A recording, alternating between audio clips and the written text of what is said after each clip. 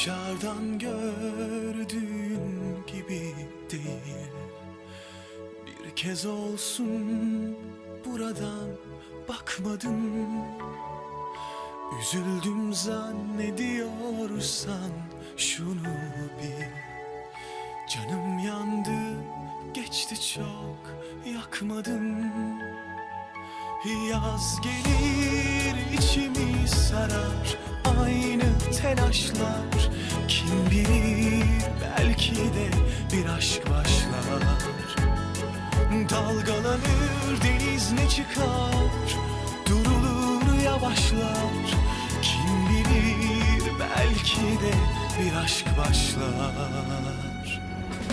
Ben özledim galiba seni, bu yüzden bu kadar sitemlerim. Sen üzülme, acıdan bu sözlerim karşımda görsem dolar gözlerim.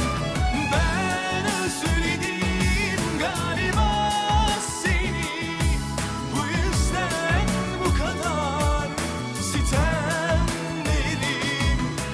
Sen üzülme, acıdan bu sözlerim karşımda görsem dolar gözlerim.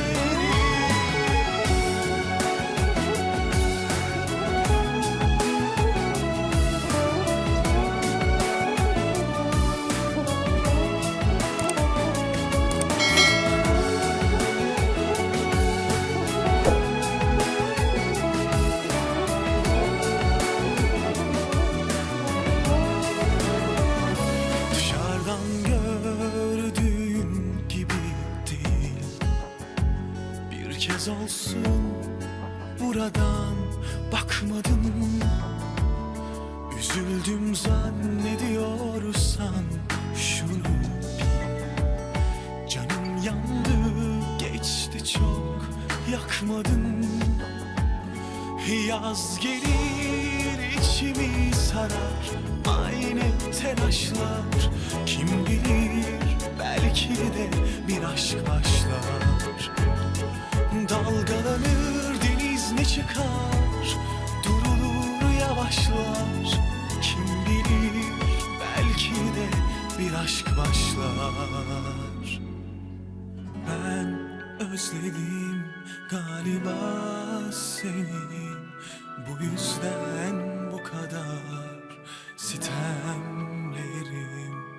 Sen üzülme, acıdan bu sözlerim karşımda görsem dolar